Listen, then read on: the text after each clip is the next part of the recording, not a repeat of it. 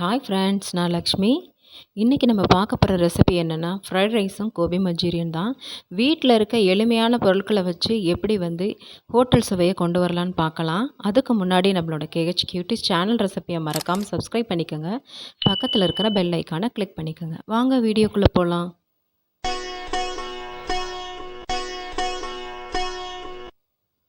நான் இன்றைக்கி 1.5 கிளாஸ் அளவுக்கு பாசுமதி ரைஸ் எடுத்திருக்கேன். நீங்கள் எந்த ரைஸ் வேணாலும் எடுத்துக்கலாம்.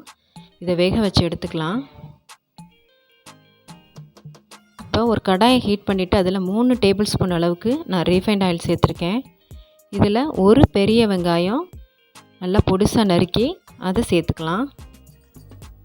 சேர்த்துட்டு இதை வதக்கிக்கிற போகிறோம். முழுசாக வதங்கணுன்னு அவசியம் கிடையாது. லைட்டாக கலர் சேஞ்ச் ஆனால் போதும், டிரான்ஸ்பரண்ட்டாக மாறினா போதும். ஏன்னா ஃப்ரைட் ரைஸுன்ற போது நமக்கு அந்த காய்கறிகள் வாயில் கடிப்படணும். அதனால் லேசாக வதங்கினா போதும். என்ன காய்கறி இருக்கோ அதை நம்ம சேர்த்துக்கலாம். நான் இன்றைக்கி 2 கேரட்டும் 50 கிராம் அளவுக்கு பீன்ஸும் தான் பொடிசாக நறுக்கி சேர்த்துருக்கேன். நீங்கள் காய்கறி அந்த காய்கறியில் இந்த காய்கறியிலேன்னு கவலைப்பட வேணாம். குடமிளகாய் இல்லையே, வெங்காயத்தாள் இல்லையேன்னு கவலைப்பட வேணாம். நம்ம இருக்கிற வெஜிடபிள்ஸை வச்சு எப்படி ஹோட்டல் சுவையை வீட்டில் கொண்டு வரலான்றத பார்க்கலாம். இப்போ நல்லா இதை வதக்கிக்கோங்க. ஒரு 1.5 டீஸ்பூன் அளவுக்கு நான் இதில் உப்பு சேர்த்துக்கிற போகிறேன்.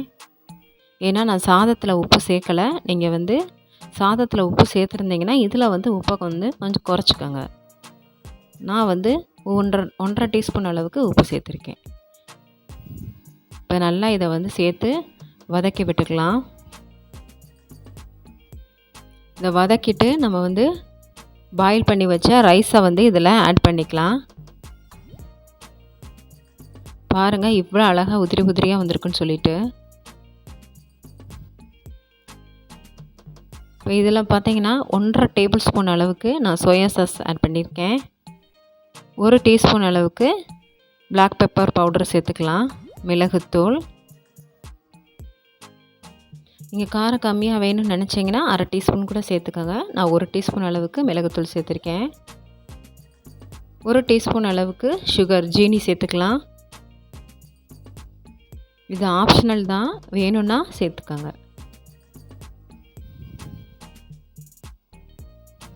சேர்த்துட்டு இதை நம்ம ஜென்டலாக மிக்ஸ் பண்ணணும். ரொம்ப ஹார்டாக மிக்ஸ் பண்ணோன்னா ரைஸ் உடஞ்சிரும். அதனால் ஜென்டலாக மிக்ஸ் பண்ணிக்கிற போகிறோம். இந்த மாதிரி செஞ்சு கொடுக்கும்போது பசங்க கண்டிப்பாக காய்கறியை தூக்கி போட மாட்டாங்க. அதோடு வச்சே நல்லா சாப்பிட்டு வந்துடுவாங்க. லஞ்ச் பாக்ஸ் கண்டிப்பாக காலியாக தான் வரும். ஃப்ரைட் ரைஸ் ரெடி ஆயிடுச்சு. கொத்தமல்லி இலைகளை தூவி இறக்கிடலாம். இப்போ அடுத்தது கோபி மஞ்சூரியன் எப்படி பண்ணலான்னு பார்க்கலாம். ஒரு கடாயில் 3 டேபிள் ஸ்பூன் அளவுக்கு ரீஃபைண்ட் ஃப்ளோரும் 3 டேபிள் ஸ்பூன் அளவுக்கு சோள மாவும் எடுத்திருக்கேன். இப்போ இதில் பார்த்தீங்கன்னா 1 டீஸ்பூன் அளவுக்கு மிளகாத்தூள், 1 டீஸ்பூன் அளவுக்கு மிளகுத்தூள், 1 டீஸ்பூன் அளவுக்கு உப்பு சேர்த்துட்டு நல்லா இதை நம்ம தண்ணி விட்டு கரைச்சி எடுத்துக்கிற போகிறோம். நான் ஆல்ரெடி காலிஃப்ளவர், பெரிய காலிஃப்ளவர் பூ தான் இது. அதை கட் பண்ணிவிட்டு நல்லா சுடு தண்ணியில் போட்டு க்ளீன் பண்ணி எடுத்து வச்சுட்டேன். நீங்கள் இந்த மாதிரிலாம் எடுத்து வச்சிட்டிங்கன்னா நமக்கு வேலை சீக்கிரமே முடியும். வேலை நிறையா இருக்கே அப்படின்னு நினைக்க வேணாம். நம்ம எல்லாத்தையும் ப்ரிப்பேராக வச்சுருந்தோம்னா நமக்கு ஒரு 1/2 ஹவர்லேயே நம்ம வேலையை முடிச்சிடலாம். இப்போ இந்த மாவை நல்லா கலந்து விட்டுக்கோங்க. கட்டிகள் இல்லாமல் நல்லா கரைச்சிக்கலாம். பீட்ரு இருந்தால் பீட்டரை வச்சு அடிச்சுக்கோங்க. இப்போ க்ளீன் பண்ணி வச்ச காலிஃப்ளவரை இதில் ஆட் பண்ணிடலாம். நான் கலருக்காக ஒரு 1 டீஸ்பூன் அளவுக்கு காஷ்மீரி சில்லி பவுட்ரு சேர்க்குறேன். சேர்த்துட்டு நல்லா இதையும் மிக்ஸ் பண்ணிக்கலாம். நல்லா மிக்ஸ் பண்ணிவிட்டு ஒரு கடாயை ஹீட் பண்ணிவிட்டு அதில் எண்ணெய் விட்டு நல்லா டீப் ஃப்ரை பண்ணி எடுக்க போகிறோம். நல்லா 2 பக்கமும் ப்ரௌன் ஆகிற மாதிரி இதை பொரித்து எடுத்துக்குவோம்.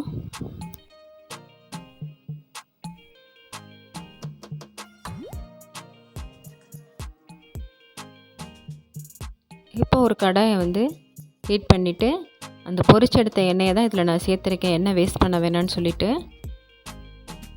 இதில் எண்ணெயை சேர்த்துட்டு நம்ம 1 கப் அளவுக்கு நான் வந்து சின்ன வெங்காயத்தை வந்து பொடிசாக அரிஞ்சு வச்சு அதை சேர்த்துருக்கேன்.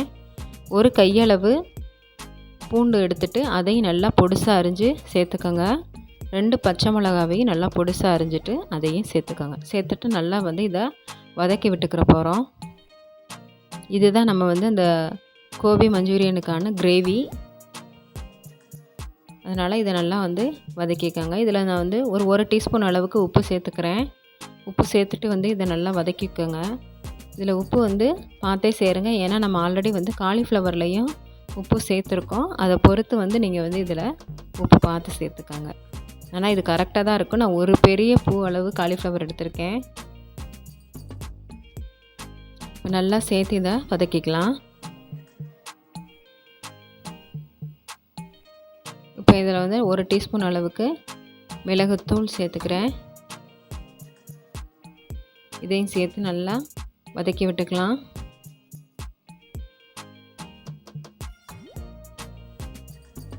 நல்லா இதையும் வதக்கிட்டு ஒரு 1.5 டேபிள் ஸ்பூன் அளவுக்கு டொமேட்டோ சாஸ் வந்து ஆட் பண்ணிக்கலாம்.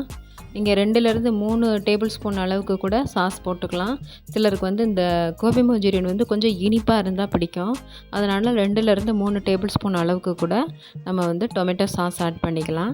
நான் வந்து இன்றைக்கி 1.5 டேபிள் ஸ்பூன் அளவுக்கு டொமேட்டோ சாஸும் 1 டேபிள் ஸ்பூன் அளவுக்கு சோயா சாஸும் ஆட் பண்ணியிருக்கேன். ஒரு 1/2 டீஸ்பூன் அளவுக்கு காஷ்மீரி சில்லி வந்து சேர்த்துருக்கேன். இது பார்த்திங்கன்னா நல்லா அந்த டெக்ஸ்சர் நல்லா கிடைக்கும்.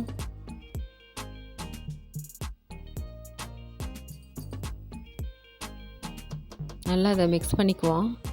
பாருங்கள் என்ன சூப்பரான கலராக இருக்குன்னு சொல்லிட்டு அந்த பூண்டோட வாசனையும் ரொம்ப அருமையாக வருது. இந்த மாதிரி நம்ம செஞ்சு கொடுக்கும்போது பசங்க வந்து காலிஃப்ளவர் பிடிக்காது, எனக்கு கேரட் பிடிக்காது, எனக்கு பீன்ஸ் பிடிக்காதுன்னு வந்து சொல்லவே மாட்டாங்க. கண்டிப்பாக வந்து லஞ்ச் பாக்ஸ் வந்து உங்களுக்கு காலியாக தான் வரும்.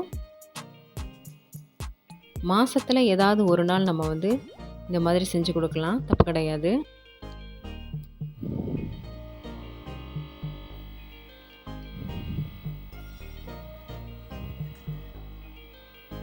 நல்லா இந்த இதை வதக்கிட்டு நமக்கு வந்து இது செமி கிரேவியாக வேணுமா இல்லை வந்து ஃபுல் நல்லா எனக்கு கிரேவி டைப்பாக கிடைக்கணும் அப்படின்னு சொல்லிட்டா தண்ணி வந்து அதில் சேர்த்துக்கோங்க. எவ்வளோ தண்ணியோ நான் வந்து 1 டம்ளர் தண்ணி சேர்த்துருக்கேன். ஒரு சின்ன கிளாஸ் தண்ணி தான். அப்புறம் வந்து 1 டேபிள் ஸ்பூன் அளவுக்கு சோள மாவு சேர்த்து கரைச்சிட்டு இதில் ஊற்றிருக்கேன். எதுக்காகனா இந்த மாவு சேர்க்குறோன்னா இப்போ நம்ம போடுற காலிஃப்ளவரோட அது வந்து பைண்ட் ஆகணும். அதுக்காக 1 டேபிள் ஸ்பூன் அளவுக்கு சோள மாவு சேர்த்து அந்த கிரேவியில் ஆட் பண்ணி கொதிக்க விட்டோம். இப்போ வந்து இந்த காலிஃப்ளவர்லாம் சேர்த்துட்டு நல்லா வந்து இதை மிக்ஸ் பண்ணிக்கிற போகிறோம்.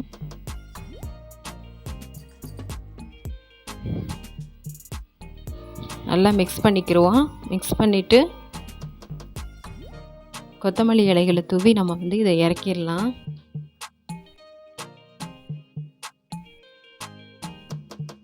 பாருங்கள் பார்க்கவே எவ்வளோ டெம்ப்டாக இருக்குன்னு சொல்லிட்டு கொத்தமல்லி இலைகளை தூவிட்டு ஒரு பவுலுக்கு வந்து நம்ம இதை ட்ரான்ஸ்ஃபர் பண்ணிடலாம்.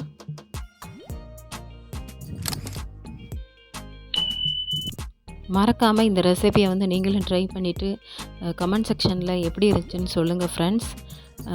சப்போர்ட் பண்ணுங்கள் நம்மளோட சேனலுக்கு. லைக் பண்ண மறக்காதீங்க. அப்போ தான் இந்த வீடியோ வந்து நிறைய பேருக்கு போய் சேரும். தேங்க்யூ ஃபார் வாட்சிங் ஃப்ரெண்ட்ஸ்.